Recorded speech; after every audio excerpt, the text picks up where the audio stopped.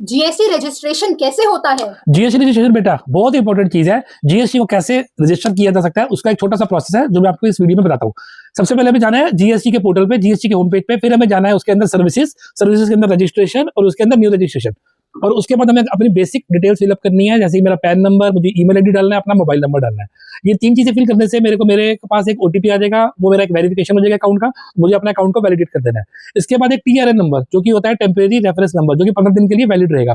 एक TRN number मेरे पास raise हो जाएगा। ये हो गया पार्ट 1 स्टेप, जिससे मेरा एटलीस्ट अकाउंट मेरा बन चुका है। अब इसके बाद मेरे को अपनी डिटेल्स फिलअप करनी है पार्ट बी के अंदर। सबसे पहले मुझे लॉगिन करना है टीआरएन नंबर के साथ, फिर मुझे एडिट करना है फॉर्म, और उसके बाद मेरे को क्या करना है, उसके बाद मेरे को कुछ चीजें फिलअप करनी है, जैसे कि बिजनेस की डिटेल्स, अपना बिजनेस का नेम, बिजनेस की बाकी की चीजें, प्रमोटर्स की डिटेल्स, पार्टनर्स की डिटेल्स, ऑथोराइज सिग्नेटरी कौन है, प्रिंसिपल प्लेस ऑफ बिजनेस क्या है, गुड्स एंड सर्विसेज जैसे एचएसएन कोड है।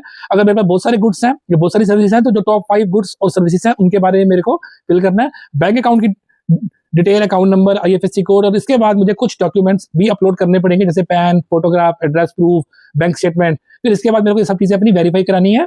बेसिकली एक तरह का केवाईसी होगा, और फिर मेरे को ओटीपी के थ्रू इस चीजों को सबमिट करना है। ये सब कुछ करने के बाद एक एआरएन नंबर मेरा जनरेट हो जाएगा, जो कि एप्लीकेशन रेफरेंस नंबर बोलते हैं।